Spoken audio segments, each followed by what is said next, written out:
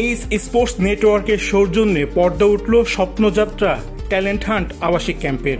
উদ্বোধনী অনুষ্ঠানে উপস্থিত ছিলেন BCB game development coach Hannan Sarkar, Bashundhara sports নেটওয়ার্কের হেড কোচ আখিনুর রহমান রুশো, ধানমন্ডি সোসাইটির সাধারণ সম্পাদক নাজমুল হাসান অলোক সহ আরও অনেকে।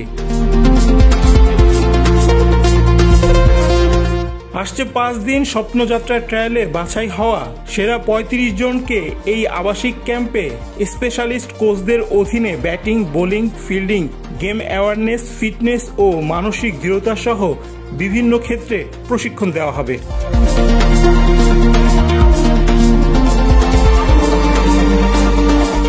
এর আগে স্বপ্নযাত্রার ট্রায়ালে সারা দেশ থেকে 7,000-এরও বেশি ভিডিও আবেদন জমা পড়ে। সেখান থেকে বিশেষজ্ঞরা যাচাই বাছাই করেন এবং 400-র বেশি প্রতিভাবান ক্রিকেটারদের ঢাকার ধানমন্ডি স্পোর্টস ক্লাব মাঠে দুদিনের সরাসরি ট্রায়ালে ডাকা হয়।